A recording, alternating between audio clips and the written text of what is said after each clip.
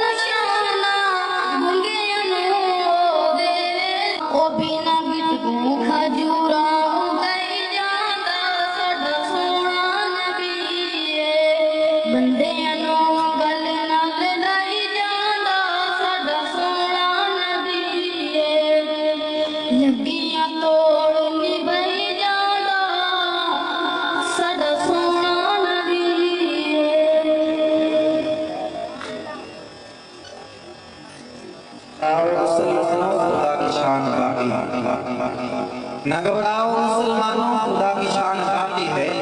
ابھی اسلام زندہ ہے، قرآن باقی ہے۔ یا آپ کے سامنے بھائی عمر حسن صاحب